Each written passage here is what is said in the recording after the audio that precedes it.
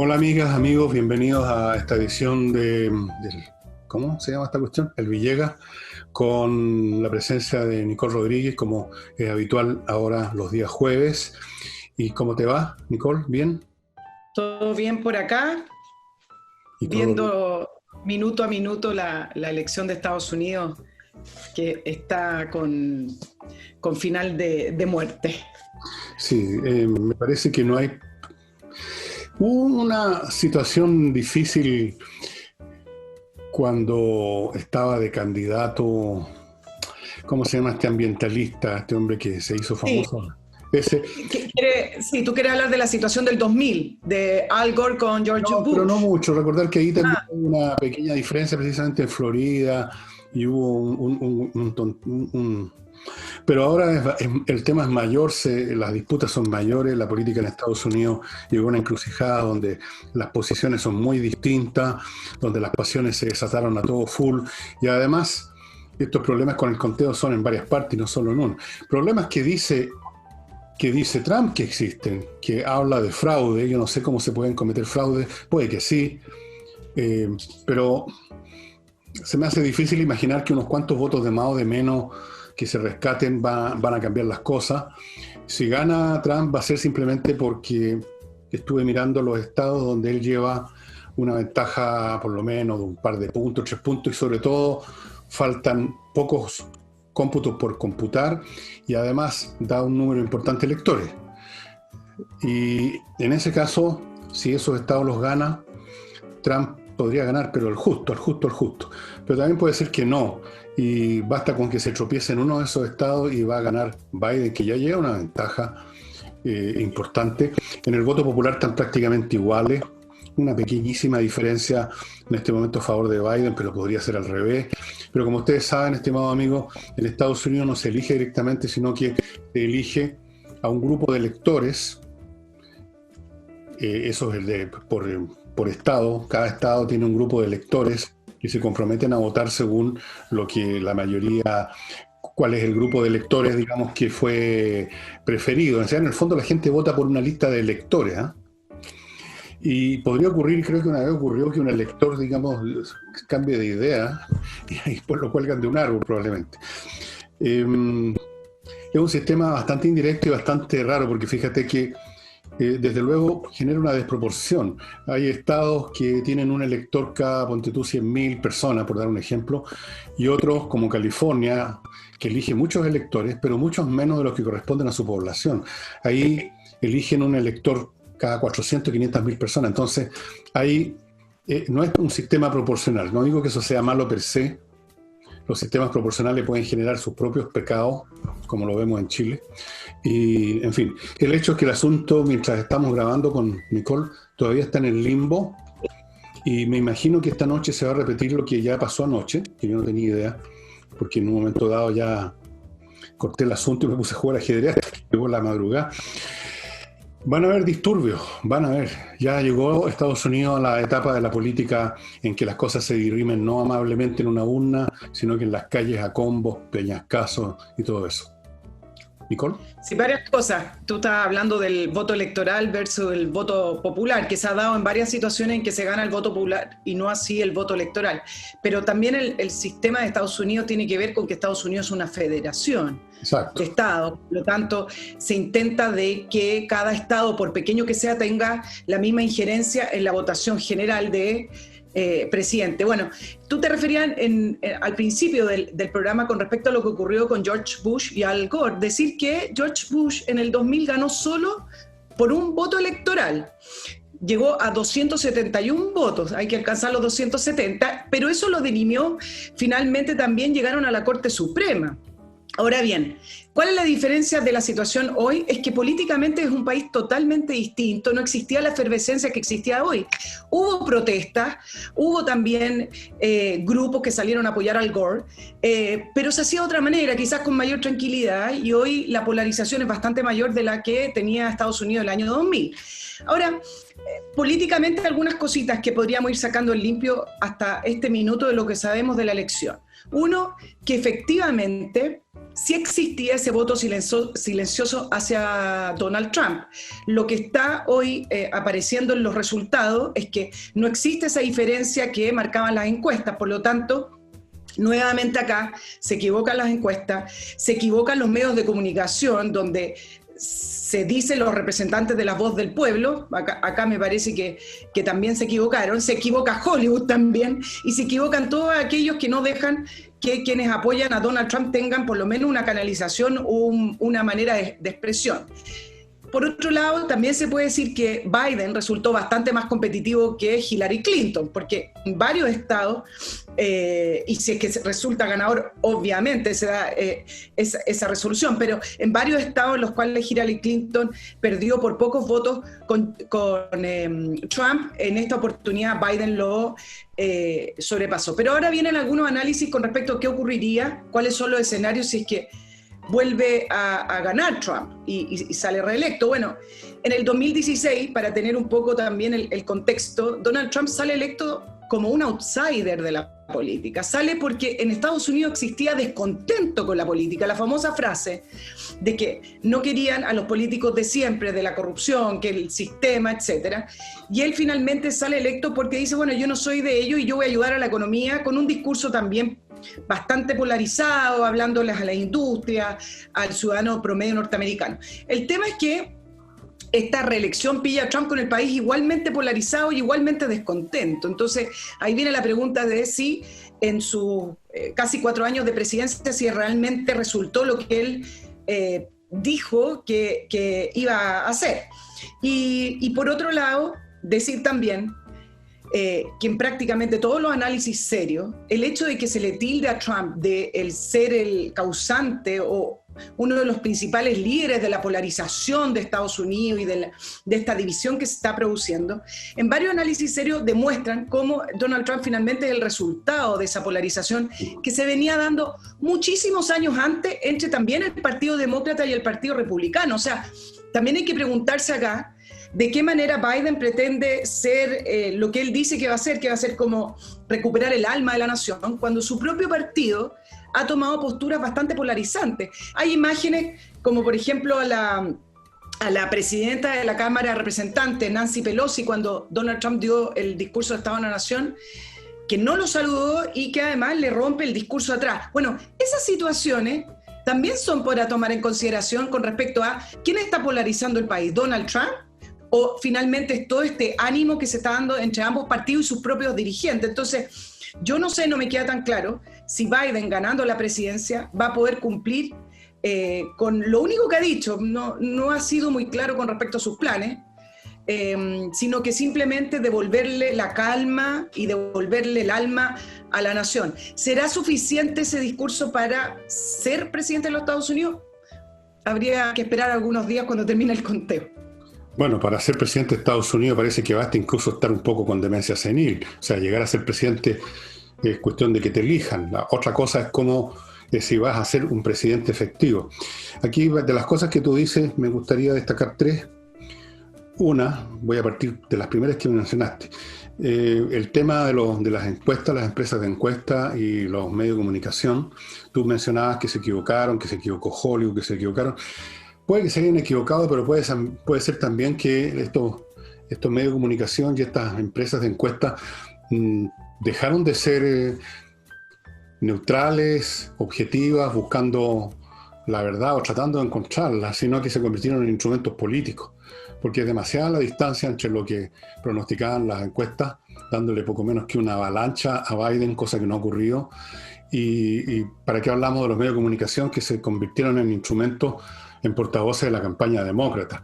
O sea, este ha sido uno de los periodos más oscuros de la prensa en Estados Unidos, un poco lo que ha sucedido también en Chile por las mismas razones también. Y ahí quiero llegar al segundo punto.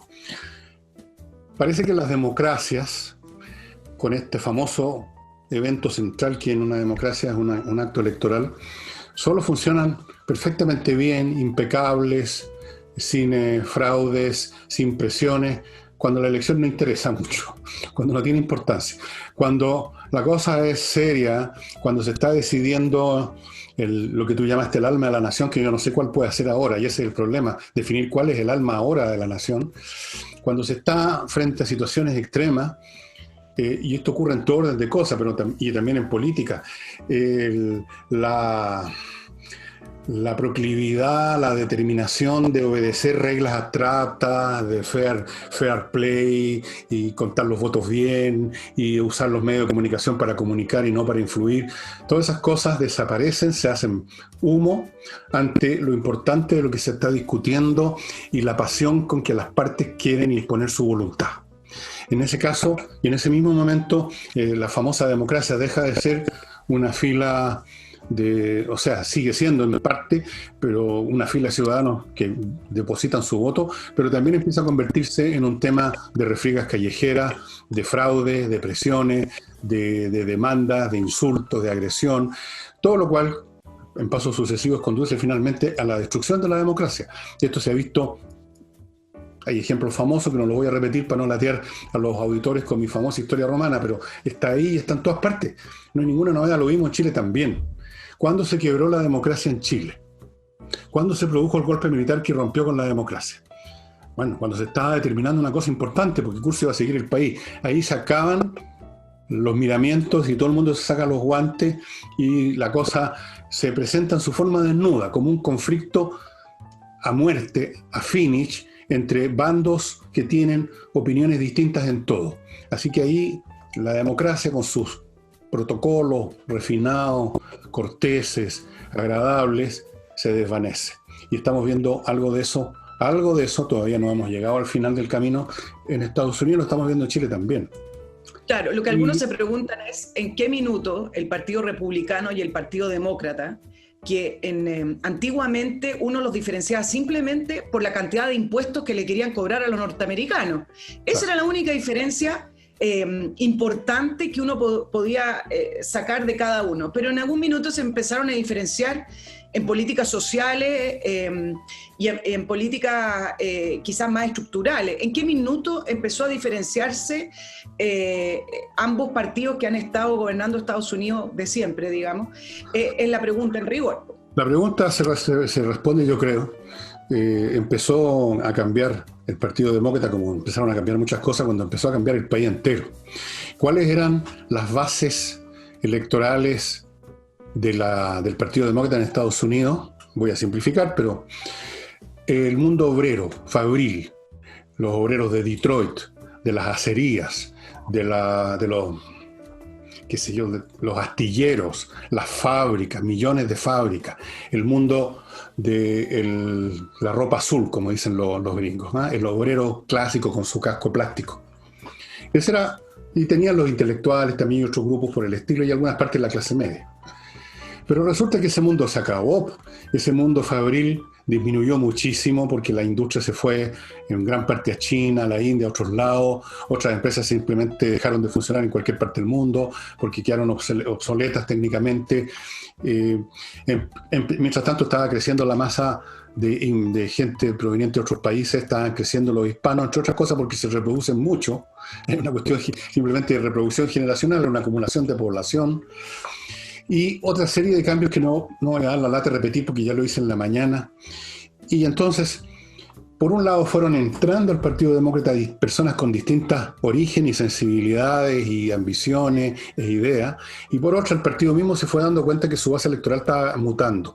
Entonces se radicalizó en ese sentido. No que se hayan convertido en comunistas como cuentan en el Partido Republicano, pero sí se han ido hacia posturas más radicales en el tema ambiental, en el tema de la salud y en un montón de otros temas que todos suponen, entre paréntesis, lo mismo que tú mencionaste muy bien, Nicole, el gasto público. Los demócratas siempre han tenido, como siempre les parece que la izquierda, los grupos más o menos cercanos a la izquierda, en todas partes del planeta y en todas las épocas, tienen un amor incondicional por los presupuestos fiscales, que a veces salen de una nación rica, y entonces surge el mito y la teoría del socialismo escandinavo que nunca existió, simplemente porque hay riqueza para repartir, y en otros momentos no hay tanta riqueza y entonces empieza a haber problema con el sector productivo, que empieza a haber su interés por emprender reducido, porque le están quitando más impuestos, y empieza la economía a detenerse un poco, a ponerse más lenta, lo vimos en Chile, y finalmente a veces a detenerse completamente. Así es que la pregunta que hice antes, tú decías, ¿cuál es el alma de la nación? Ese es el problema, que ahora no hay ninguna alma que todos comparten y que puedan, por lo tanto, todos juntos restituir. Biden no va a poder restituir esa alma porque esa alma ya murió. Las almas también mueren, ¿eh? Hay un alma nueva que es la de Biden y su gente. No sé si Biden comparte, ¿no? Lo de su base electoral. Y está el alma de los republicanos, y son mundos muy distintos. Fíjate que uno hasta puede reconocerlos a unos y a otros casi mirándolos.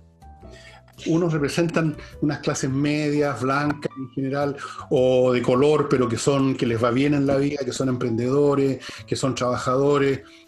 Mira, yo he escuchado N entrevistas en canales norteamericanos a gente que o de un lado o del otro, y como tónica, los republicanos, por ejemplo, del sector hispano y negro, son personas que les va bien. Son personas, por lo tanto, déjame agregarte algo de eso. Con el sistema.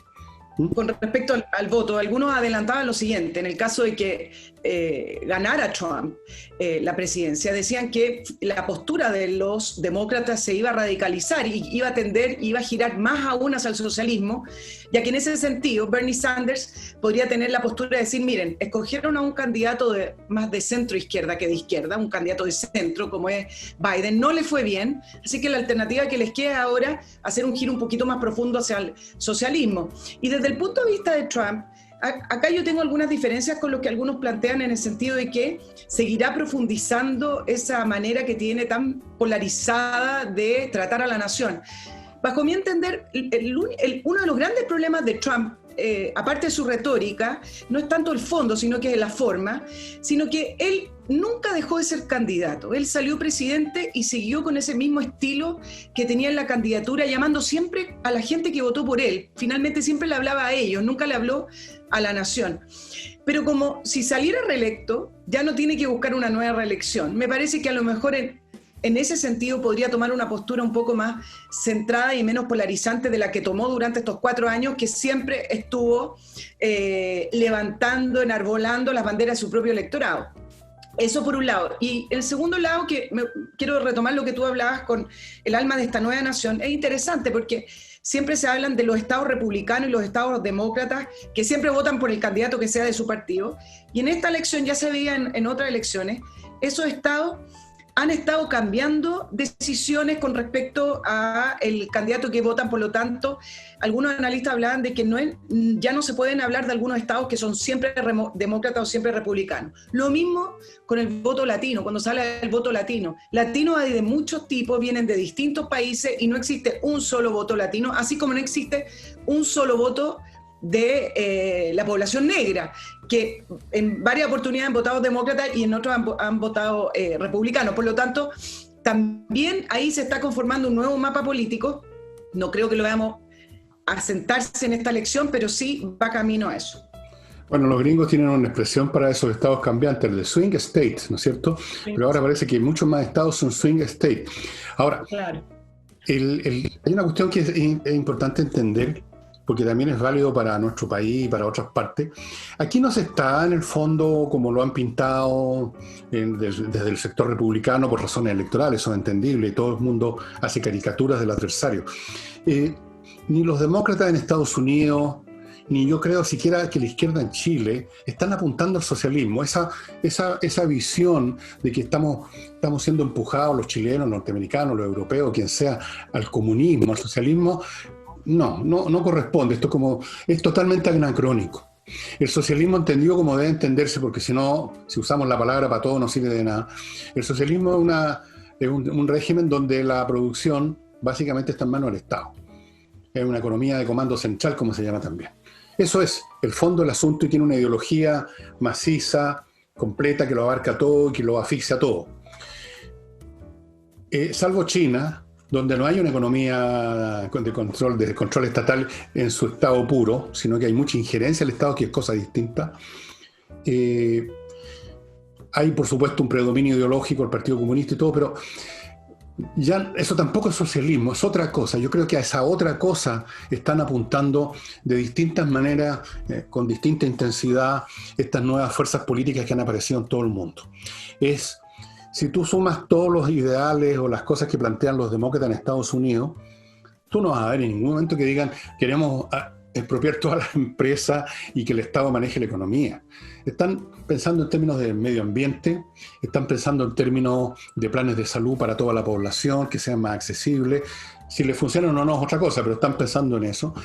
Y están simplemente tratando de entender cuál es el paradigma de organización social, política y cultural que corresponde a las nuevas tecnologías y a los nuevos tiempos que se están revelando con fuerza en todo el mundo. Y ante lo cual los esquemas tradicionales están teniendo grandes problemas para adaptarse. Esa es la realidad. Y en ese sentido, fíjate, Trump en cierto sentido es representante de una reacción a eso. Una reacción. Porque el mundo va para allá, por necesidad, por fuerzas históricas. Va a una organización distinta al sistema capitalista propiamente tal, químicamente puro, pero tampoco va al socialismo como lo plantea, ni menos al comunismo. Entonces, cuando tú dices Estados Unidos está buscando su alma, no va a ser el socialismo ni el comunismo, eso es completamente imposible, porque en ninguna parte es posible, y menos en Estados Unidos, que tienen una fuerte cultura anticomunista. Van a otra cosa y nadie sabe bien qué. Eso es lo interesante de esta elección. Nadie sabe bien, ni en Chile, ni en Estados Unidos, ni en Europa, ni en ninguna parte, cuál es finalmente el tipo de sociedad que más o menos va a acomodarse a las nuevas fuerzas tecnológicas, a la enorme cantidad de gente que está quedando al margen de la producción, porque lo están reemplazando los robots, la informática. ¿Cómo se va a armar el queque, el bizcocho? Es la cuestión. Y lo de Biden y lo de Bernie Sanders, de todos esos tipos no son socialistas. Están tanteando como los ciegos para dónde ir. Esa es mi impresión. Quiero agregarte ahí, tú me hablabas de que Trump más bien tuvo una reacción y es en la línea de lo que algunos hablan con respecto a China, que es el último punto que quería tocar con esta elección, porque tanto Biden como Trump han vuelto a poner a China en su campaña electoral con respecto a que China es una amenaza, y en ese sentido Biden no lo plantea muy distinto a Trump, sin embargo, él plantea una estrategia distinta. En el caso de Trump, él habla de que Estados Unidos va a confrontar a China porque China juega otras reglas del comercio internacional, que se someta a las mismas reglas que están todos los países democráticos y que no saque ventaja con las reglas propias del gobierno y del país chino. En el caso de Biden, que opina lo mismo, dice, hagamos la confrontación con China, pero hagámosla en bloque, hagámosla con los países europeos, no lo hagamos solo. Y en ese sentido, para Latinoamérica es importante lo que vaya a ocurrir con la elección, porque en el caso de Trump, muchos dicen que abandonó finalmente su política hacia Latinoamérica, no pescó mucho, como se dice, a los países latinoamericanos, y por el otro lado, mientras Estados Unidos no se interesaba en Latinoamérica, China sigue avanzando y sigue teniendo mayor injerencia en los países latinoamericanos, sin pausa pero sin prisa, como le dicen a China. Entonces, finalmente, hay una enorme lista de países latinoamericanos con deudas hacia China que son impagables, y esas deudas económicas finalmente también se terminan pagando con injerencia política de China. Por eso varios dicen que el caso de Venezuela, muy difícil que se vaya a resolver por la presión de los países, menos de los países latinoamericanos, porque tanto Colombia, Ecuador, Venezuela, Bolivia y una serie de otros países le deben toda la plata del mundo a China. Y primero presta la plata y después pide. Entonces, varios dicen, bueno, si gana Biden, a lo mejor vuelve a tener Estados Unidos alguna política hacia Latinoamérica que pueda contrarrestar el avance chino en este continente. Sí. Ahora, esa confrontación entre Estados Unidos y China no es como la pinta la prensa americana o Trump o Biden, un enfrentamiento con el comunismo. Si eso es ridículo. Es como cuando el Erdogan saca a relucir de que los europeos están iniciando otra vez las cruzadas del medioevo. Es una estupidez. No. Estados Unidos entró a confrontar a China cuando se dio cuenta que China ya se dio cuenta de que y con la propia colaboración del mundo empresarial norteamericano, que buscando sus ganancias se fueron a China, porque todo es más barato, la obra de mano es baratísima. Cuando se dieron cuenta que le estaban empezando a invadir su territorio comercial, cuando se dieron cuenta que estaban desafiando su predominio como el hegemón del mundo, o sea, por razones comerciales y políticas, no por razones del comunismo. No es porque teman que van a volver a todo el mundo comunista, porque si los propios chinos no son comunistas en el sentido integral de la palabra, aunque el Partido Comunista sea el que maneja China, pero eso es otra cosa. Un partido puede manejar un país sin que lo convierta a lo que fue alguna vez su evangelio, en el cual probablemente ni siquiera los dirigentes comunistas chinos creen en ese evangelio a esta altura. Es una lucha comercial. Es más o menos lo mismo que se vivió a principios del siglo XX en el conflicto entre Inglaterra y otros países con Alemania, cuando vieron que Alemania crecía y crecía y empezaba a ganarle la competencia comercial mundial a Inglaterra. Ahí se empezaron a poner complicadas las cosas. Es esa la lucha por la hegemonía mundial en el comercio, en la política y en la influencia. Es una lucha entre grandes poderes, no es un tema entre comunismo y capitalismo. Eso es una manera de pintarlo para consumo de las masas, esa es la verdad. Y te digo, China ha crecido porque le vendieron la cuerda con que se va a ahorcar, como decía Lenin, los capitalistas nos van a vender la cuerda con que los vamos a ahorcar. Yes. Porque cuando Trump dice todas las empresas que nos robaron, que se llevaron los chinos, no, si no robaron ninguna, fueron los norteamericanos los que fueron a China. Cuando Apple tiene fábricas en China fabricando sus teléfonos y sus cuestiones, no es porque llegaron unos chinos siniestros y se robaron las fábricas, se las llevaron, se las embarcaron. No, Apple fue a China para producir allí más barato. Y ese cuento sí multiplica por millones. Así. Y hay una estrategia, no fue algo que resultó de una manera espontánea. China sí ha tenido una estrategia, algunos lo llaman su neocolonialismo, de ir conquistando a partir de las inversiones. Todos los imperios hacen lo mismo, nada nuevo. América también funciona como un imperio. Es un imperio. Lo que pasa es que es un imperio que nosotros estamos acostumbrados a ese imperio, somos parte de ese imperio, compartimos muchos elementos culturales con ese imperio y no compartimos ninguno con China. O sea, muchos podemos entender el inglés, pero no entendemos ni una palabra de chino mandarín. Es otro mundo, es como otro planeta. Pero es un imperio Estados Unidos también. Y como todo imperio tiene cientos de bases militares, Estados Unidos usa cientos de bases militares, e influye y presiona. El señor Pompeo ha estado recorriendo todo el mundo, ¿no? Incluyendo América Latina, pero no pasó por Chile, creo, pero por muchos países de América Latina, ha estado en Eslovenia, en los países que uno ni se acuerda que existen, para presionar, por ejemplo, que que esos países no se metan con este sistema 5G de Huawei, de la empresa electrónica china.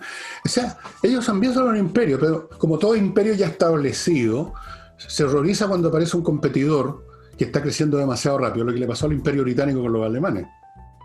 Y por eso entraron en alianza con los franceses en 1904, la Entente Cordiale, y por eso finalmente fue uno de los motivos que llegaron a la Primera Guerra Mundial. Había que parar a Alemania.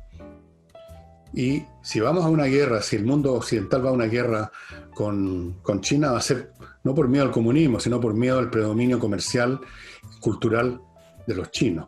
Fíjate que, entre paréntesis, la última cosa, Trump también ha estado en una política de alianza, no es Biden solamente el que cree que esta cosa tiene que ser todos contra China, disparen contra el pianista. Formó recién una coalición que se llama el Quad, donde está Japón, Australia, la India y Estados Unidos, hay otros países que se van a sumar, están haciendo todo lo posible. En Europa, la canciller alemana Merkel también ha cambiado bastante su postura respecto a China, así que en esto no se diferencian mucho. Si Biden llega al poder, no va a ser algo muy distinto probablemente a lo que está haciendo Trump en esta materia. Bueno, eso es lo que yo planteaba. La única diferencia es que en la retórica de Trump, él habla de esta guerra comercial que inició Estados Unidos. Pero si bien, siguiendo la línea de lo que tú decías, Fernando, el mundo siempre ha sido un campo de batalla por el poderío. Y acá tienes a Estados Unidos, la primera potencia mundial, con China que le salió al paso. Pero uno siendo de los países pequeño, sin mayor injerencia, y tuvieras que elegir entre las grandes potencias, ¿quién quieres que tenga predominio sobre, por ejemplo, nuestra región? Por supuesto que yo prefiero un país con democracia, incorrecta, pero democracia, a un país totalitario, a un país donde no hay libertades. Esa es la discusión de fondo. Siempre va a haber una potencia que va a tener mayor injerencia, pero acá estamos hablando de dos sistemas políticos distintos y uno en el cual no existe la libertad.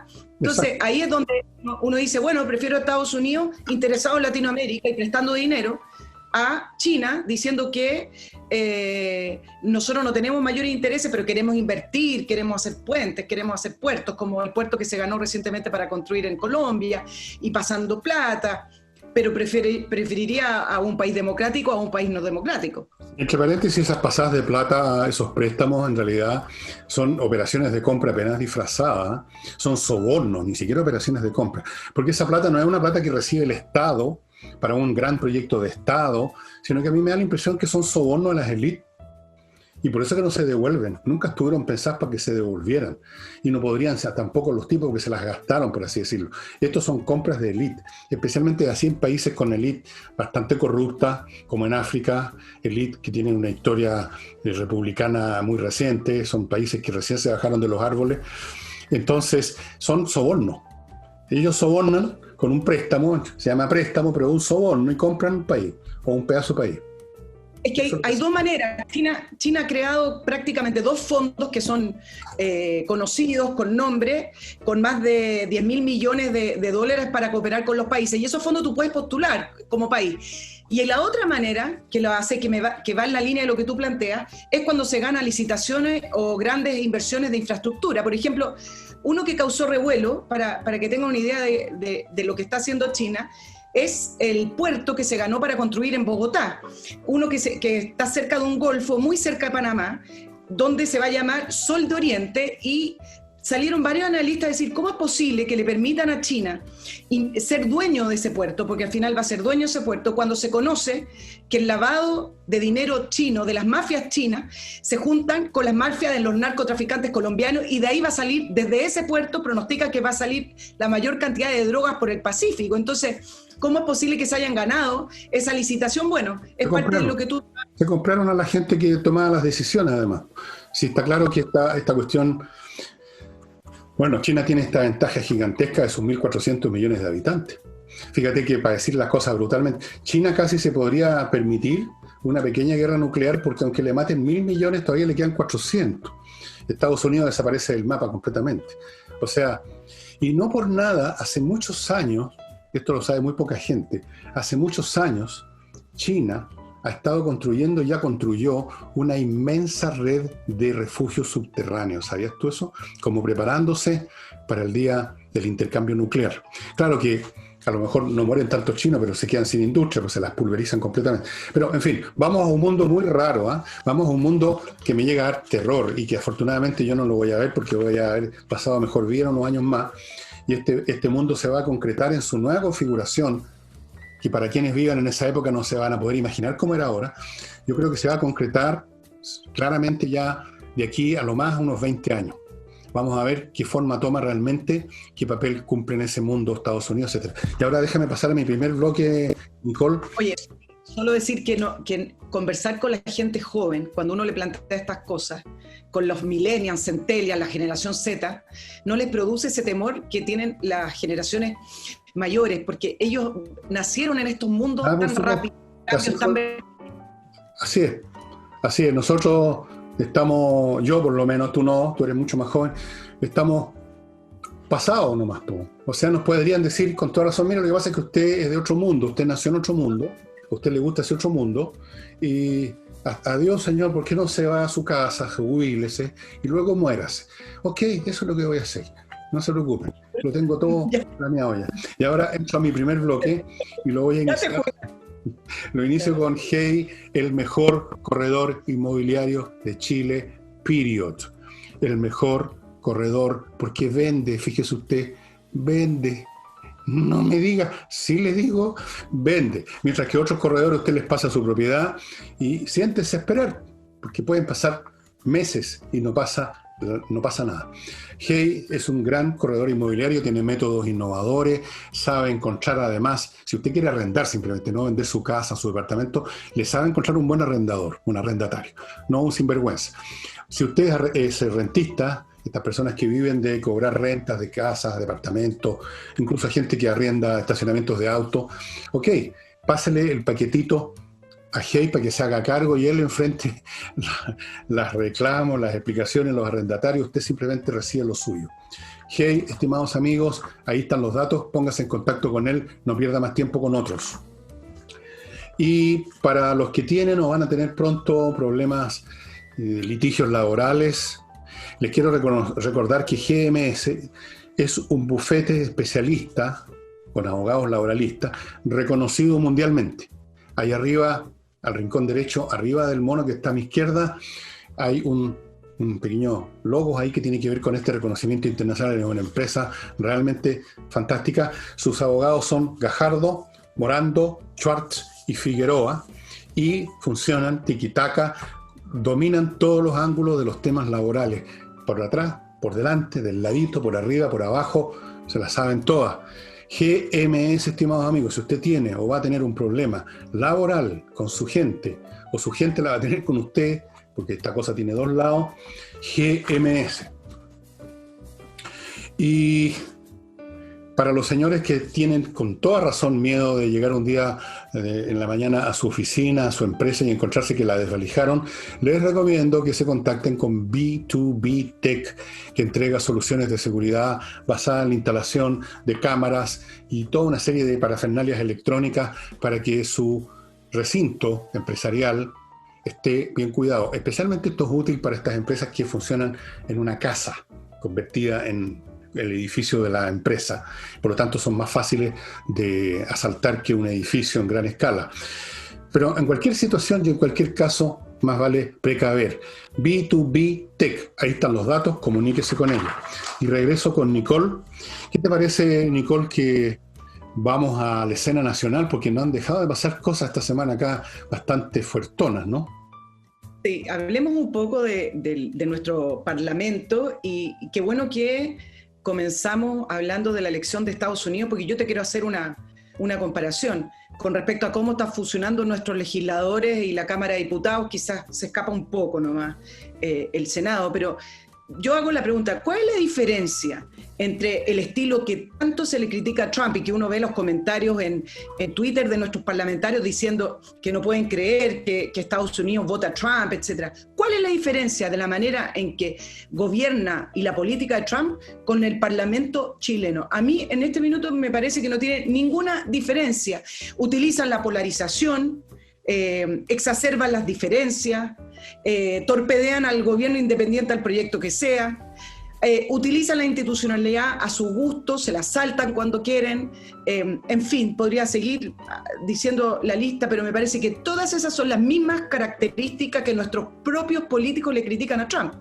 Y eso es lo que se vio un poco ayer con la acusación constitucional contra el ministro, que dicho sea de paso, la noticia para nosotros de hoy en la tarde, pero para ustedes día jueves, que ya tenemos un nuevo ministro del Interior y es el exalcalde de Estación Central, que tuvo que renunciar, Rodrigo Delgado, que también es de la UDI, así que veamos si serán más de 3 meses. Abramos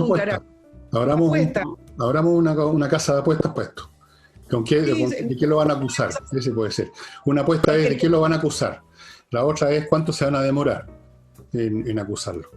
Tú decías que no hay mucha diferencia entre el Parlamento chileno, el estilo por lo menos, y Trump. Bueno, yo creo que hay un montón de diferencias, porque Trump ha conseguido cosas concretas para Estados Unidos. Está consiguiendo que Israel y varios países del Medio Oriente árabe, países musulmanes, retomen relaciones diplomáticas y por lo menos crezca algo el territorio de la paz. Me parece un tremendo logro. Ha conseguido o está consiguiendo al menos ponerle algún freno a la expansión del candidato imperio chino. La economía iba funcionando muy bien. Claro que llegó la pandemia, pero eso no es culpa de Trump, a menos que quieran echarle la culpa a Trump también de la pandemia. En cambio, el Parlamento nuestro, que tiene un estilo áspero como Trump, pero no produce nada.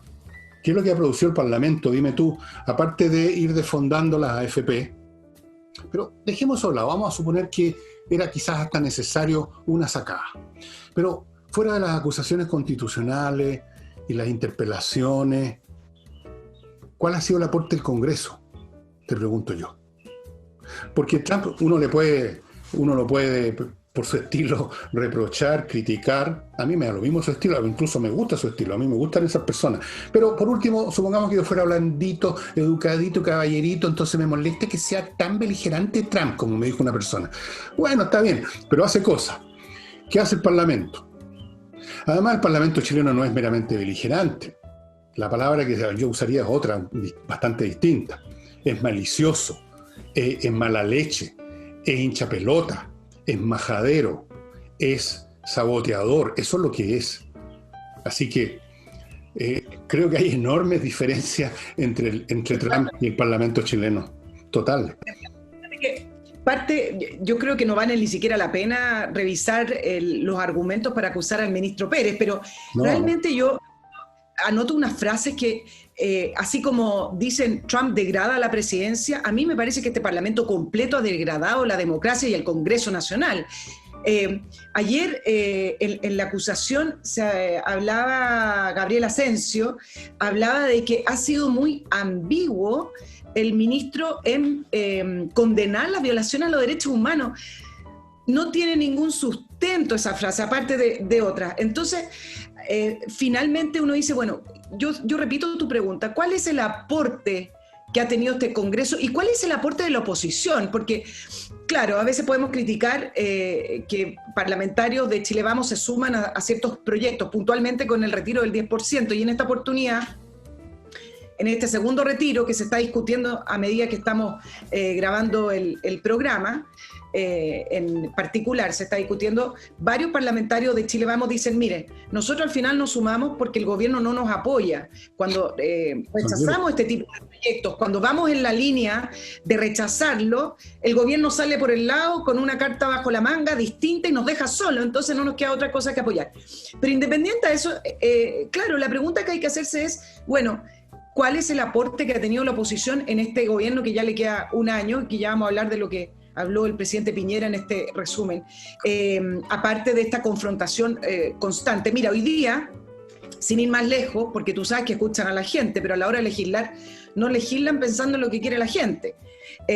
Dicho sea de paso, no necesariamente siempre hay que legislar por lo que dice la gente, a veces hay que mirar un poquito más allá, pero en este caso puntual lo voy a sacar a relucir porque hoy día la Cámara de Diputados rechazó el proyecto, que era la idea de legislar para rebajar la cantidad de parlamentarios, algo que en todas las encuestas sale que la gente sí quiere rebajar la cantidad de parlamentarios, y hoy fue rechazado y por lo tanto esta moción no se puede presentar en un año más. Y fue rechazado con los votos de la oposición y en este caso Chile Vamos en bloque completo votó a favor de la rebaja. Y entonces se puede sumar a esto el tema de la reforma previsional, hacia dónde están ellos apuntando, hacia este ahorro solidario, que de solidario no tiene nada, es más bien un impuesto, una imposición, digamos, más que a la capitalización individual, que es lo que toda la gente quiere. Entonces, le dan la espalda a la gente, ellos tienen una idea de lo que tiene que ser y lo hacen. Entonces, de nuevo, ¿cuál es el aporte? Bueno, a ella no les interesa hacer aporte, además, porque aportar significa dar algo para favorecer lo que existe, ¿no es cierto? Uno no aporta a la nada. A ellos no les interesa aportar, sino que todo lo contrario. Ellos quieren demoler lo que hay ahora para construir después otro modelo. Ellos no están aportando a la AFP, las están demoliendo para construir ese fondo solidario que es un robo en gran escala, aunque no metieran mano los políticos, pero es un robo de que uno que deposita 100 tenga que compartir eso con alguien que por cualquier motivo, porque era incapaz o era indisciplinado, depositó 10 y uno tiene que pasarle plata a él. Eso no es solidaridad, eso es explotación. Esa sí que es explotación del hombre por el hombre. Parasitismo también se llama eso. A ellos no les interesa aportar, a ellos les interesa demoler. Sí, esta frase de la retroexcavadora es bastante exacta. Una de las únicas cosas que ha dicho que tienen sentido este señor parlamentario. Yo no encuentro, ya te juro, adjetivos para calificar a esta gente. Yo creo que incluso soy benévolo cuando digo, no, lo que pasa es que son agentes que quieren creer, que están en un proceso revolucionario y tienen una meta, que no sé exactamente cuál es, No es el socialismo claramente, pero alguna cosa es populismo, chavismo, no sé, y no piensan en nada más. Eso es una versión positiva de ellos, ¿eh? Porque una versión menos positiva sería que son unos miserables simplemente, que engañan a la gente, que dicen una cosa y hacen otra, que defienden sus intereses, como esta votación para mantener estos números infinitos de parlamentarios, con todas sus granjerías. ¿Qué pasó con el descuento sueldo, Nicole? ¿Con el descuento de sueldo? Que se iban a descontar, que iban a rebajarse el sueldo. De la lista parlamentaria. ¿Qué pasó? Sí, eso concluyó. Lo que pasa es que la rebaja fue insignificante. Insignificante. Bueno, uno podría decir, por un lado, a lo mejor las dos cosas van juntas. Tú puedes ser revolucionario, quieres demoler todo y construir un nuevo mundo, y al mismo tiempo puedes ser un sinvergüenza y un miserable. No veo por qué se podrían excluir las dos cosas. Yo creo que van juntas. Estamos complejos los seres humanos y que coexisten en nuestras almas cosas tan distintas que yo creo que estoy empezando a creer que en estos tipos coexiste el oportunismo, el parasitismo, la mala leche y el espíritu revolucionario. El hombre nuevo. Estos son los que van a construir el hombre nuevo. La yita del nuevo que vamos a tener, bueno. Este Congreso, además, puede dejar tan mal al país que lo que le resulta a la Comisión Constituyente, a los constituyentes electos, puede ser tener que levantar un país que termine hecho trizas por este propio Congreso que se ha dedicado una y otra vez desde el primer día a deslegitimar todo lo que encuentren en su paso. Y acá viene otra pregunta, ¿te acuerdas? Yo te planteaba acerca de la entrevista que dio el presidente Piñera en el fin de semana. ¿Y por qué? Porque a lo mejor hay que darle otra mirada, en el sentido de que ¿por qué el gobierno, hoy más débil, hoy quizás inexistente, pero por qué sigue en la misma retórica y en la misma línea desde que inició este segundo mandato, hablando de los acuerdos, tratando de llegar a algún consenso con sus proyectos? ¿Por qué sigue adelante y no cambia finalmente su táctica? Si ya al frente tiene a una oposición y tiene un parlamento que no le va a dar nada, que le van a torpedear todo, si le pueden seguir votando ministros lo van a seguir haciendo, porque a eso se han dedicado y porque no tienen otro proyecto. Entonces, en ese sentido, ¿por qué no plantearse cambiar la estrategia, evitar quizás tanto proyecto y más bien actuar con funciones ejecutivas? ¿Por qué no poner el acento en la reactivación? ¿Por qué no poner el acento en empleo, no a través de proyectos de ley? Entonces, para eso. Te voy a leer lo que dice el presidente y acá se lo voy a dar vuelta un poco. Cuando le preguntan cómo quiere que lo recuerden o cómo cree que van a recordar este periodo. Y el presidente en su cita dice que cuando se escriba la historia con mayor serenidad y objetividad y respeto por la verdad, se diga que este gobierno enfrentó la peor crisis política en décadas y que ellos supieron encauzarla por la vía democrática y no por la violencia. Y acá es donde le quiero dar otra mirada, porque cuando uno conversa con las personas, cuando uno conversa con algunos políticos del sector, acá hay una diferencia, porque los votantes de Piñera, yo no voy a hablar de la oposición, pero acá los votantes de Piñera relacionan la crisis con un mal gobierno, provocado también por el gobierno. No es que este gobierno se enfrentó a una crisis que venía y se enfrentó y la canalizaron de una manera muy exitosa desde el punto de vista institucional, sino que por el actual de gobierno, en los primeros días donde se llamaba a esta evasión masiva, donde empezaron a salir los escolares, donde no hubo freno a esa violencia y a ese desorden, es que se profundizó la crisis. Y entonces también es parte de la culpa del gobierno. Bueno, ni siquiera hablemos de crisis, porque esto no fue como una cosa que llegó a otro planeta, sino que esto fue una acción organizada, una insurrección. No olvidemos nunca eso. Lo de la crisis es la versión piadosa del asunto. Ahora, el gobierno simplemente no se atrevió a usar mano dura, que era lo que tenía que haber hecho en el primer momento, y parar la cosa en seco. Y una vez que se rindió, ya no tiene otra estrategia, pues, Nicole. ¿Qué otra estrategia podría tener a esta altura? Ahora ellos quieren adornar esto diciendo que lograron encauzar el país.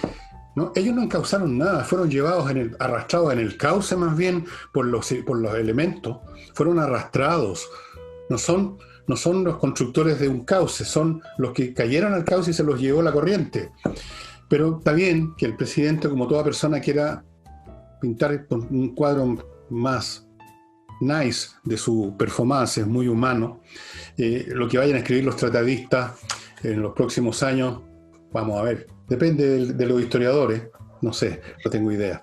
Depende si se deja escribir la historia también, porque si siguen sacando leyes que no permiten revisar y hacer un análisis individual de la historia, con leyes mordazas, bueno, probablemente ni siquiera se va a poder escribir una historia objetiva, va a ser la historia oficial del Partido Comunista o como sea la coalición que esté gobernando este país, si las cosas siguen como están, porque hasta este momento es para allá vamos como por un tubo, como por un tobogán.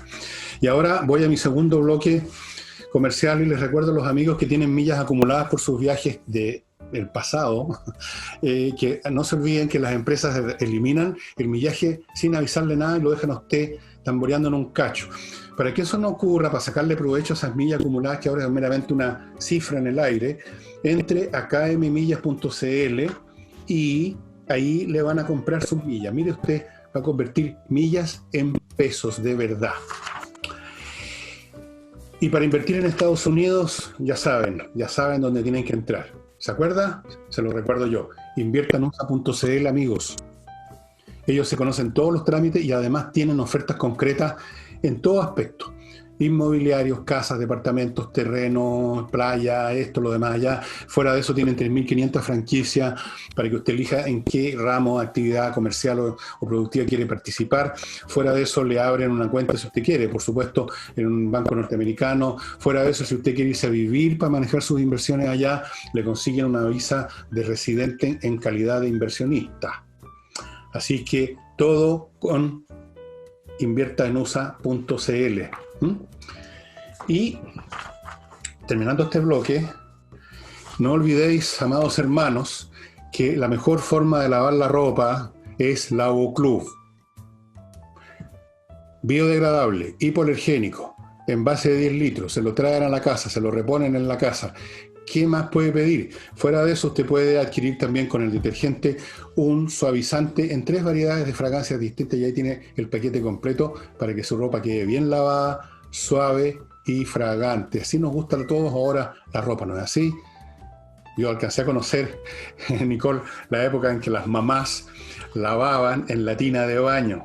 No sé si tú eres más joven. No alcanzaste. Yo sí. Ahí estaban las pobres viejas apaleando, ¿entendís tú? Con un jabón gringuito. Bueno, ahora usted tiene máquina lavadora, tiene este súper detergente. ¿Qué más puede pedir? Lavoclub. Entonces, pues, Nicole, ¿qué más me tiene usted ahí?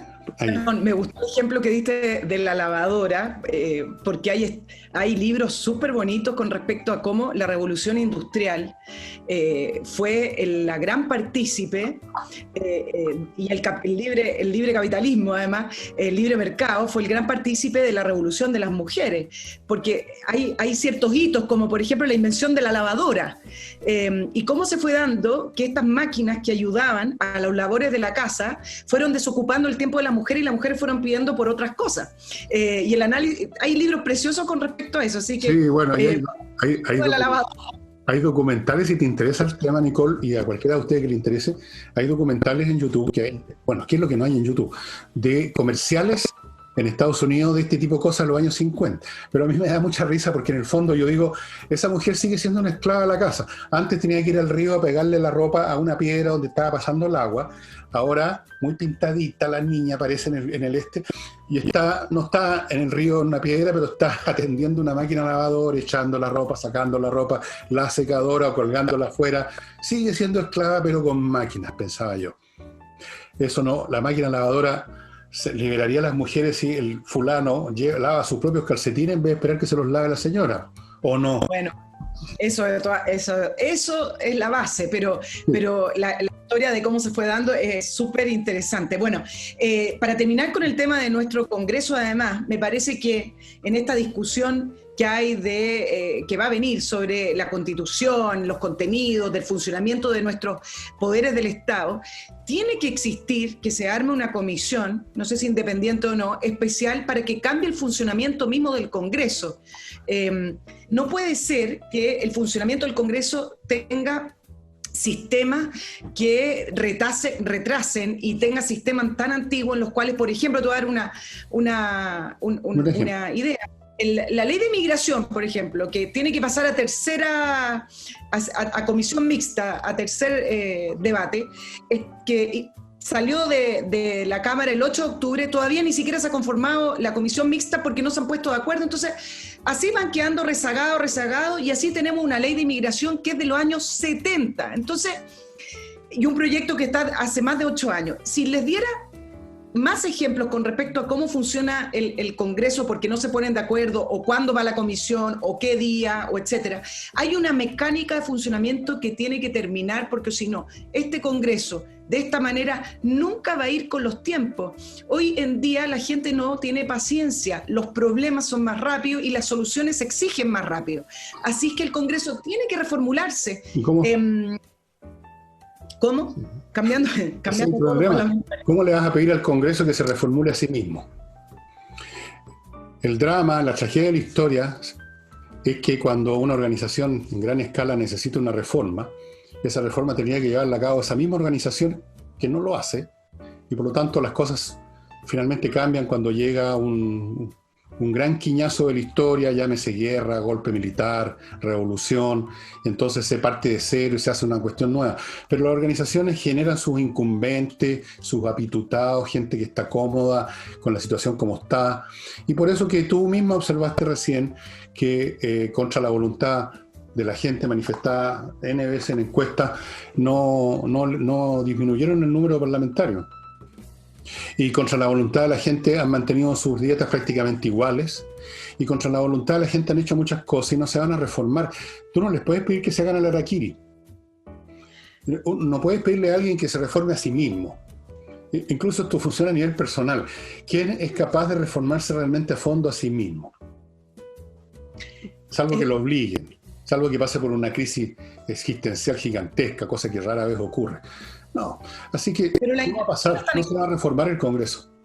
No veo cómo. Bueno, lo que yo planteo y lo pongo sobre la mesa, que son las temáticas que deberían estar ahora que estamos revisando todo y creyendo que vamos a hacer más institucionalidad, vamos a legitimar. Eso es otra farsa. Otra farsa. Entonces, incluso la Constitución no la va a hacer el pueblo, como creen. Se la van a arreglar los políticos para ser ellos los que manduqueen el asunto. Si a la gente se lo pasan por el forro los pantalones todas las veces que quieren. ¿Por qué? Porque la gente no se da cuenta. Bueno, a veces porque no se da cuenta. Muchas veces se dan cuenta, pero no tenemos el poder, pues. Son ellos los que manejan las palancas de poder, son los que tienen el poder. Y el poder consiste en hacer lo que tú quieres, hacer tu voluntad, así en la tierra como en el cielo, independientemente de la gritadera. ¿Sabes lo que piensa esta gente finalmente? Mira, en una semana se les va a olvidar esta cuestión. Y tienen razón. En una semana se olvidó el tema de bajar las dietas, en una semana se les va a pasar el tema de bajar el número parlamentario, en una semana va a ser otro el tema, otra la acusación, otro el show. Entonces, estoy de acuerdo, pero así se van acumulando las frustraciones de la gente, y esto no lo digo como eslogan, sino que es así como se van acumulando estas situaciones una tras otra, así como creo que el hecho de que el financiamiento de la política a través de los empresarios también causó una de las grandes olas de frustración, porque finalmente llegamos a unos poquitos casos de unos juicios abreviados, pero no llegamos a nada, cuando fue la gran colusión de la democracia. Mira, el último estudio de Ipsos con Espacio Público se realizó para preguntarle a la gente a quiénes quieren ver en la constituyente, y arriba del 60% decían no quieren ver a ningún político, queremos ver a expertos constitucionales, incluso sin pasado político. Así que vamos a ver qué va a ocurrir, porque el 11 de noviembre... Eso es una ficción, porque aunque llegaran unos constitucionalistas con títulos, digamos, pegados aquí en la frente, van a ser de los partidos, tienen una agenda política, pueden tener otros nombres.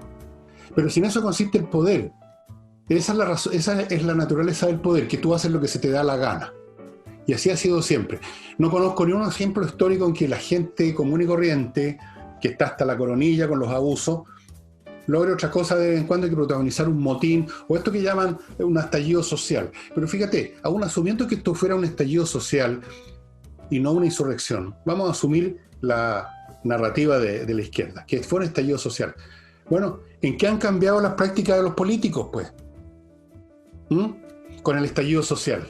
Le sacaron provecho para ello.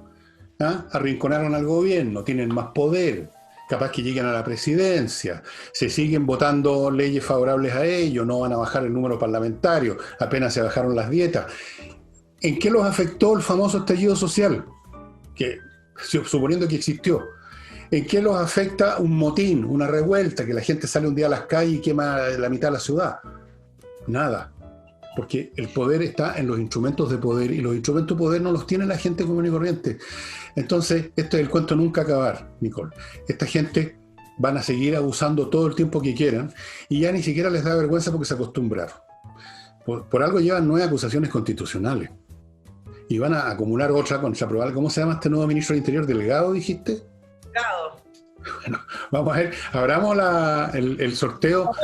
Estimados amigos, a ver, vamos a, el que gane, el que se acerque más, le regalo, no sé, 10 libros. Digamos ¿Cuánto va a durar? mínimo El que achunte en días o meses, pero con una franja chica de días, pues no cualquier así lapso indefinido, yo le doy un premio. ¿Cuánto va a durar este que lo acusen? Bueno, a tener paciencia. Va a tener que durar todavía menos de un año porque eso es lo que le queda al gobierno. Así que de aquí a un año, mire que se hace fácil. Busquen en qué momento y con qué pretexto lo van a votar. Pero déjame, a propósito de la reformulación, quiero darle unos minutos a Fiscalía con esto de la absolución del caso de la quema de la estación de metro Pedrero con este tío y su sobrino, donde el séptimo tribunal oral en lo penal de Santiago determinó que las pruebas no estaban bien custodiadas y por lo tanto desacreditó las pruebas que no servían para el juicio y absolvieron. Y este era el gran caso de Fiscalía, era como su bandera para mostrar cierto éxito con respecto a toda la quema que ocurrió el año pasado con todas nuestras estaciones. Y déjame decirte 2 cositas para hacer memoria, que me gusta darle información a nuestros auditores. Fiscalía tiene un gran problema hace rato, partiendo por el fiscal nacional, pero además tiene un problema con la custodia de las pruebas. Les quiero recordar que el año pasado, el ex fiscal jefe de alta complejidad de Rancagua, quien era Sergio Moya, tenía en su casa 12 celulares, discos duros, carpetas de investigación que eran del caso de los ministros de la Corte de Apelaciones de Rancagua, que eran Emilio Olgueta y Marcelo Vázquez, investigados por corrupción. La PDI allanó su casa, encontró estas pruebas y finalmente esas pruebas, como no estaban en la cadena de custodia que correspondía, debían estar en Fiscalía, no pudieron usarse en el juicio. Entonces, ahí se habló de la precariedad con que funcionan algunos fiscales y alguna línea investigativa de Fiscalía, y salieron algunas personas hablando de decir, mire, yo a veces me traigo lo que sacamos del lugar, me lo traigo a la casa, después lo llevo a Fiscalía. Bueno, y en ese minuto dijo, no, esto no puede ocurrir. El fiscal nacional dijo, no, está clarísimo las políticas con respecto a las pruebas y la custodia, etcétera. Bueno, segunda vez que le pasa, por lo menos públicamente, de que un tribunal le dice que la custodia, en el caso de las pruebas, no cumplió el proceso. Pero aparte, quiero señalarte estas cosas que no son directas, pero te hacen ver hacia dónde va el tema. Hoy salió un reportaje con respecto al juez que tiene que escribir la sentencia que se va a dar a conocer en algunos días. Y este juez se llama Fernando Monsalve, y en este reportaje hacen el nexo porque él es el padre del abogado Fernando Monsalve, quien trabaja junto al diputado Hugo Gutiérrez del Partido Comunista y también ha defendido a Hugo Gutiérrez en distintas causas.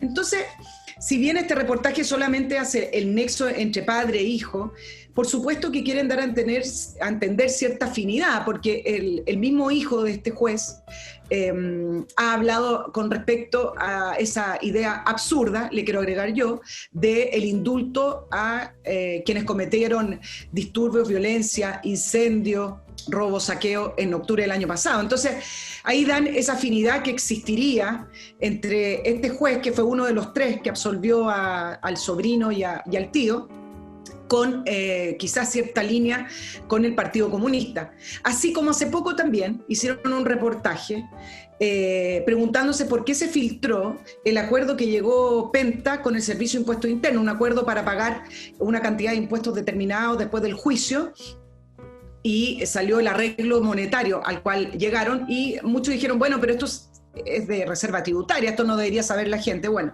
salió un reportaje también hablando de cómo el Servicio de Impuesto Interno en Chile siempre ha sido un reducto del Partido Comunista y cuyo integrante, funcionario, muchos están ligados, incluso pertenecen a la lista integrante del Partido Comunista. Entonces, ahí uno va entendiendo quizás el tono de algunas instituciones que nosotros tenemos y que, como dicen algunos, han sido colonizadas.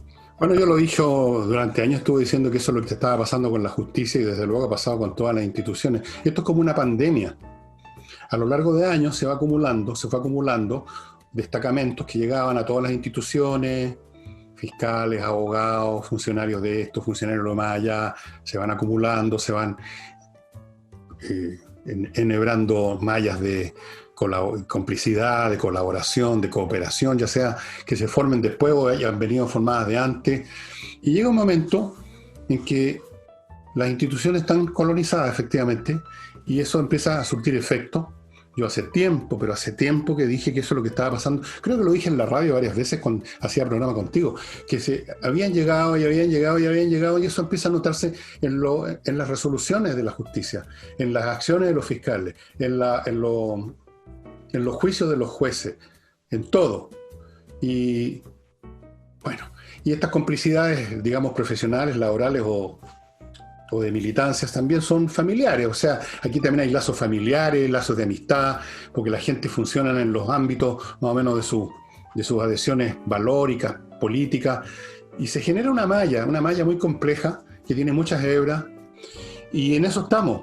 Eso es lo que profetizaba, o más bien dicho predicaba, creo que fue Antonio Gramsci, el teórico del neomarxismo, en el sentido de que tú te tomas una sociedad, no necesariamente llegando a galope, digamos, con los cosacos sable en mano o con un jeep al estilo antiguo, los 60, los barbudos, después de una guerrilla, ganándole al ejército del tirano, del dictador, qué sé yo. No, tú simplemente conquistas por dentro la cuestión, lo pudres por dentro, como una epidemia, lo pudres. Llega un momento en que la institucionalidad ya es tuya, no necesitas ningún disparo, no necesitas ningún cosaco, ningún jeep. Y eso es lo que está ocurriendo en Chile. En educación pasa lo mismo, está repleto de profesores de izquierda comunista, repleto, que a su vez han adoctrinado a varias generaciones de cabros chicos que son muchos los que fueron a votar a prueba probablemente. Que son muchos los que en el barrio alto, como se aburren nada más porque no tienen nada que hacer, lo tienen todo, sus padres les dan todo, entonces buscan qué hacer y el panorama ahora es la revolución. Incluso me dicen en Estados Unidos que en California, que es una zona especialmente con una cultura bastante hedonista, California, la famosa, está de moda la cosa asiática. Estaba leyendo hoy día todo un reportaje en la onda cultural asiática y las ideas de los chinos, y de eso a su vez se ha metido en el mundo de estas protestas callejeras que hemos visto en los últimos meses en Estados Unidos. Esos jóvenes de Antifa tienen relaciones con instituciones que a su vez tienen relaciones con instituciones chinas. Mira, es una malla impresionante. Y es como estos cánceres que se extienden por todas partes y tú no hay por dónde operar. No hay un órgano que tú lo operas. Está en todas partes.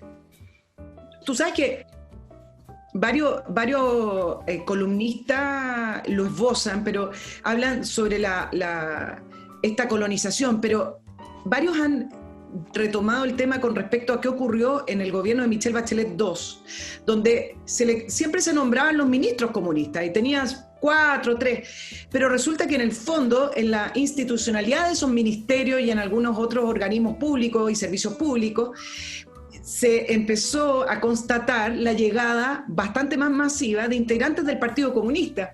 Y una vez le preguntaron a Michelle Bachelet con respecto a cuánta influencia tenía el Partido Comunista en su segundo gobierno.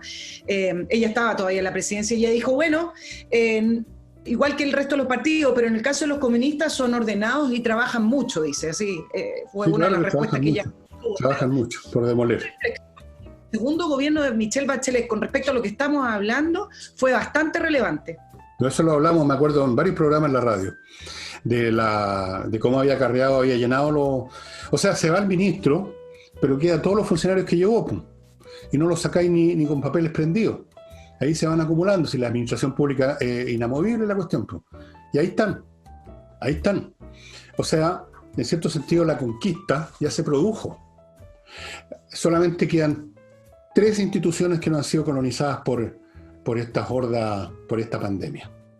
¿Necesito nombrarlas? No. Solamente quedan 3 instituciones donde no están presentes en masa, pero están tratando por debajito, ¿eh? Hace rato. Hace rato que están tratando de conquistar al estilo Carlos Altamirano, Mayonesa Altamirano. Tú no habías nacido todavía. Trató de en un estilo un poquito anacrónico, ya en esa época trató de conseguir que una parte de las fuerzas navales se convirtieran al credo, no voy a decir allendista, sino que comunista, de frentón, socialista. No les resultó. Pero tú sabes, hay preestrenos, ensayos generales, hasta que la cosa resulta. Vamos a ver. Déjame pasar a mi último bloque y luego te dejo todo el tiempo que reste, que son unos 5 o 10 minutos, para que tú plantees lo que se te dé la gana. Parto con Mi Clima, estimado amigo, ya saben, instalen la climatización que quieran en su casa, en su oficina, olvídense de las combustiones, de los malos olores, de la contaminación, de los peligros, de esperar que pase el camión del gas, el gallo que trae la leña, todas esas cuestiones son decimonónicas. Miclimo.com, dispositivos que le dan el clima que usted quiera en cualquier época del año. El mismo dispositivo le entrega todo, le filtra el aire, ni un ruido, funciona con poca electricidad, control remoto, conectado a internet. ¿Qué más quiere? Y notariospress.cl, para que sus trámites notariales sean realmente rápidos y no sin quitarle por hora. Notariospress.cl, espero que te acuerdes la próxima vez, Nicole, cuando tengas un trámite notarial. Entras a notariospress.cl, anotas el papel que necesitas, te piden los datos, tú tecleas en tu computador, pagas con tu tarjetita, mándales información a la notaría más cercana a tu casa y tú vas para allá, estacionas tu auto, entras, firmas y te vas. Minutos en vez de horas. ¿Ya? ¿Ya? Perfecto. Ok, yo ya lo probé y realmente es así. Notariospress.cl. Y para su empresa, que de seguro, y aunque usted no lo note, tiene problemas, su parte de gestión, las cosas no funcionan como debieran, consulte a Controller, una empresa creada por contadores auditores que tenían 20 años trabajando en empresas internacionales.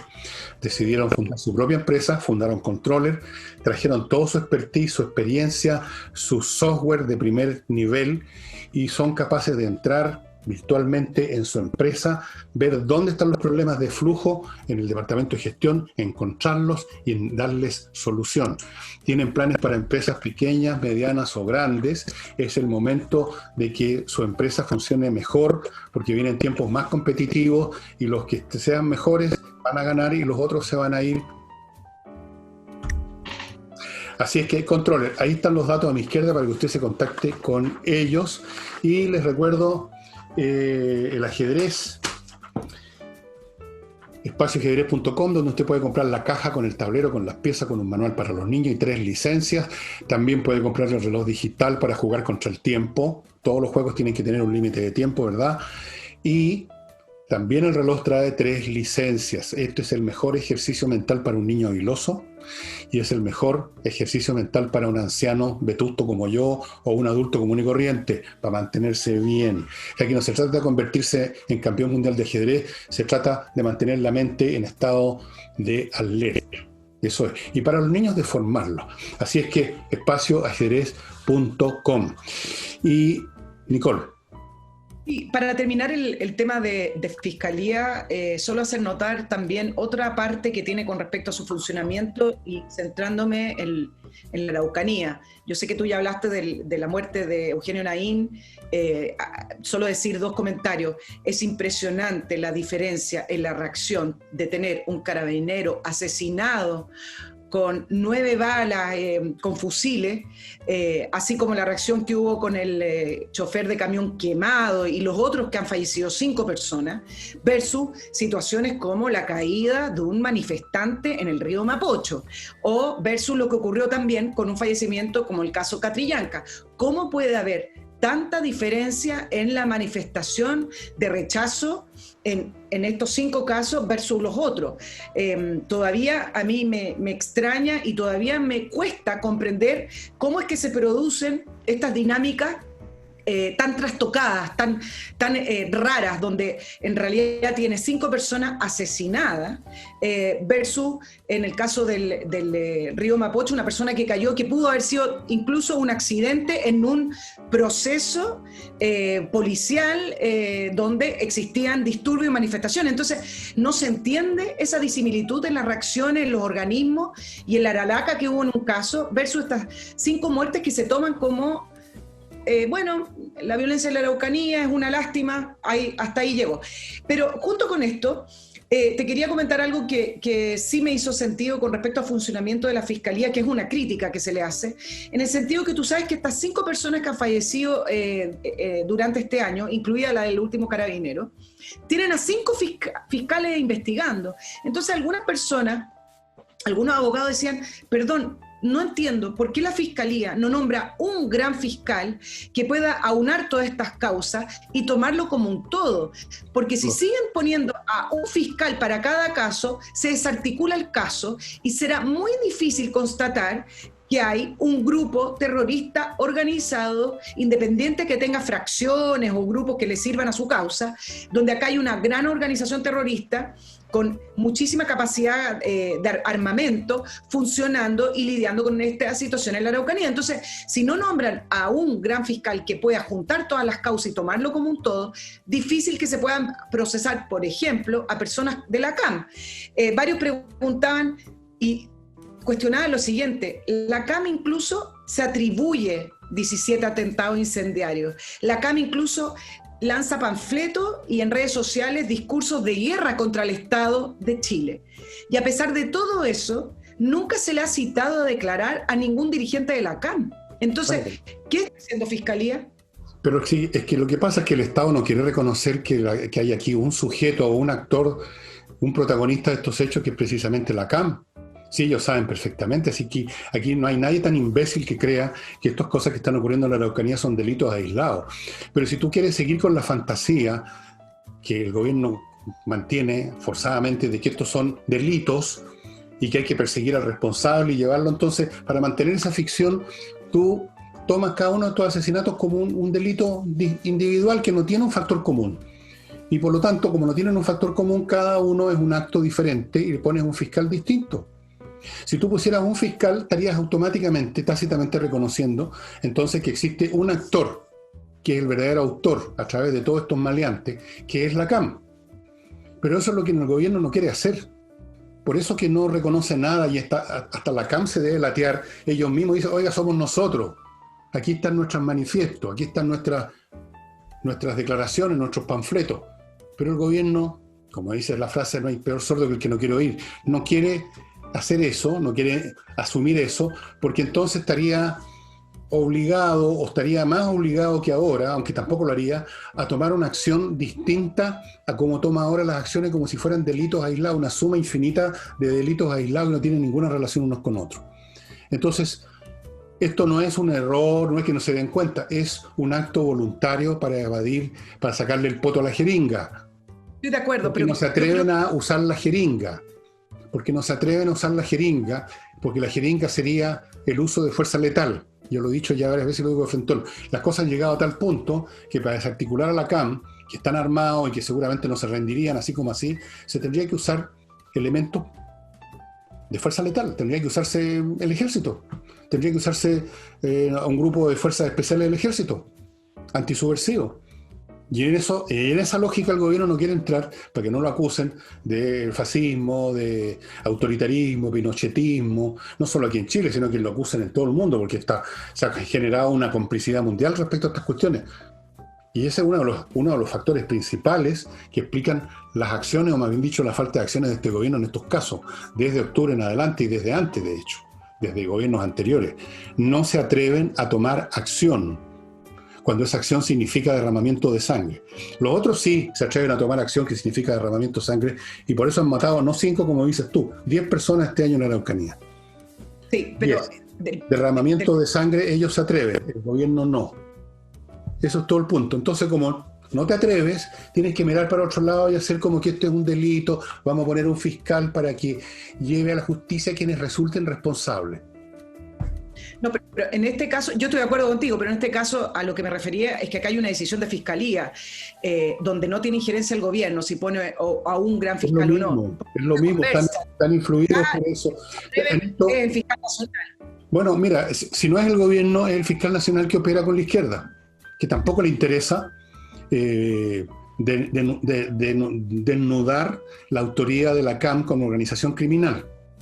Entonces aquí hay un arreglo tácito entre el gobierno y la izquierda en todas sus manifestaciones, partiendo por el fiscal Abbott, los partidos de la Congreso, han actuado en forma muy amistosa, han actuado cooperativamente en todo este tiempo, pues.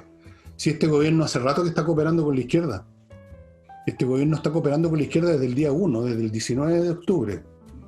Se entregó su programa, aceptó puntos ajenos, no persigue a la CAM. Claro, que Abbott haga lo mismo, que la Fiscalía haga lo mismo, no tiene nada raro, porque son más directamente aún de izquierda o cercanos a esa sensibilidad por las razones que hemos visto. Así que todo esto ya no tiene nada de raro. Este asunto, desde el punto de vista de lo que podríamos llamar el Estado jurídico del Estado tal como es todavía, no tiene remedio. Simplemente.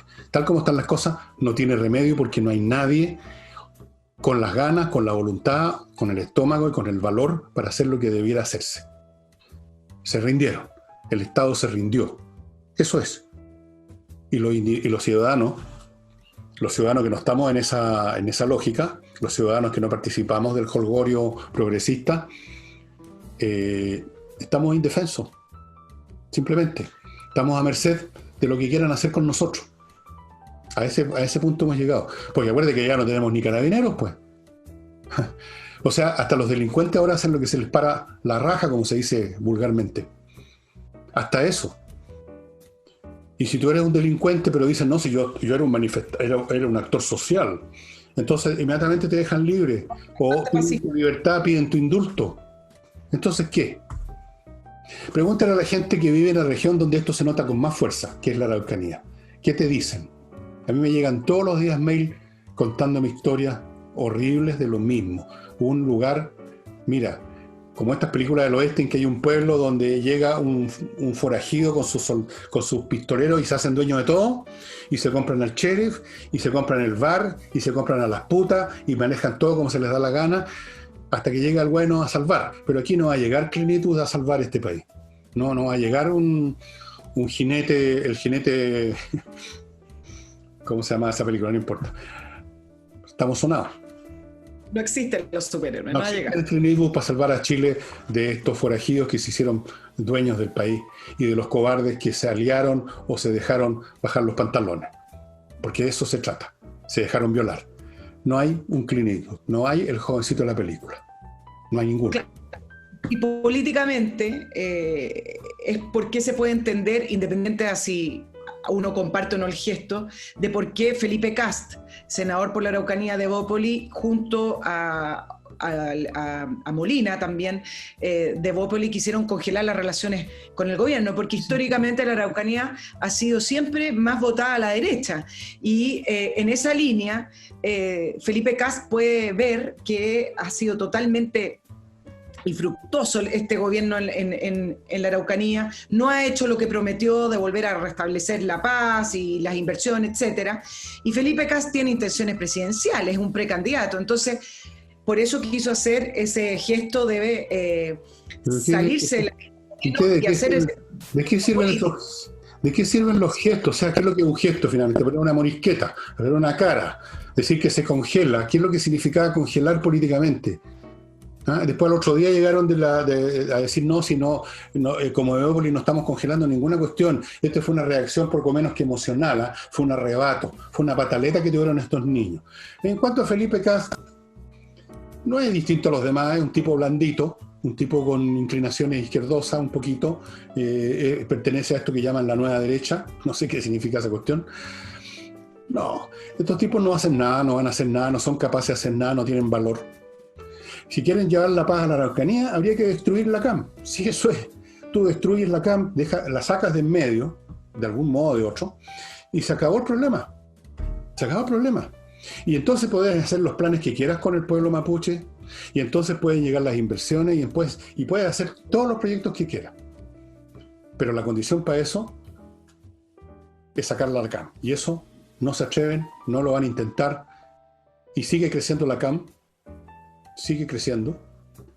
Y nosotros estamos, ¿para qué hablar de la gente de la Araucanía? Estamos entregados a la voluntad. O sea, si el día de mañana deciden que tienen que liquidar a fulano o sutano porque no les gusta, lo pueden hacer. Y lo van a hacer. Y nadie los va a defender a las víctimas. Mira las imágenes que se producen. Muere asesinado este carabinero para hablar del último suceso y no de los que han ocurrido para atrás. Y es saludado por el ministro, las condolencias. Acuérdate, toda la gente que fue a apoyar a Celestino Córdoba en su huelga de hambre. No, sí, fue increíble. Fue increíble. Parece el mundo. Pero es repugnante. Para los ciudadanos es muy inentendible por qué ocurre como ocurre y por qué finalmente esto produce mayor ruido, produce mayor afinidad con ciertos partidos políticos de una manera muchísimo más potente de lo que debiera ser la condena del asesinato de un carabinero que estaba trabajando. Bueno, pero sí, es que, bueno, o son partícipes de esa ideología, están de acuerdo con los Córdoba, están de acuerdo con los Celestinos, están de acuerdo con esa gente, o son una manga de cobardes, pues, que es lo más probable de muchos de la derecha. Cobardes. A ver, lo he dicho varias veces, lo voy a repetir. Cobardes. No se atreven. Entonces, a veces buscan ellos mismos explicaciones o mandan condolencias, esa frase como mis pensamientos y mis oraciones están con los familiares, como hacen en Estados Unidos, siempre los pensamientos y las oraciones. O se pegan una vuelta, vamos a ir a la zona a dar una vuelta, entonces Pérez fue a darse una vuelta. O se declara que se va a perseguir a los culpables y para llevarlos a la justicia, que es una frase vacía. Eso se llama ser cobarde, Nicole. No hay otra palabra. No sé qué otra palabra. Si tú tienes un adjetivo más que te parezca más preciso, te ruego que me ilumines. ¿No? Muy no tengo. No tienes. Bueno, muy elegante. Déjame dar la única noticia positiva. La única. A ver, dame. Esta semana no me parece que ha sido muy buena para Chile en general. Pero ¿sabes qué? He estado siguiendo el tema del regreso a clases presenciales de los niños. Ya hay más de 1.000 establecimientos que solicitaron el permiso para regresar. Hay más de casi 400 que están con clases presenciales, con todo un sistema distinto, con turnos, con todos los elementos para poder cuidarse, etcétera. ¿Y por qué lo traigo a colación? Porque me da gusto ver que a pesar de que el Colegio de Profesores lleva meses tratando de torpedear el regreso a clases presenciales y tratando de torpedear al Mineduc, finalmente igual hay una fuerza, sobre todo en los colegios privados, de volver a las clases presenciales porque es lo lógico, es lo que hay que hacer, es lo que corresponde y es lo que es adecuado para los niños también. Entonces, da gusto ver cómo quizás estas fuerzas que tiene la sociedad civil se imponen a veces sobre ciertas lógicas ideológicas y ciertas lógicas políticas que no debieran tener nada que ver con la educación de los niños. Mira en Europa, con todo lo que están estableciendo de restricción y cuarentena, determinaron prácticamente todos los países europeos que lo último que se van a cerrar son los colegios, que de hecho todavía no se cierran.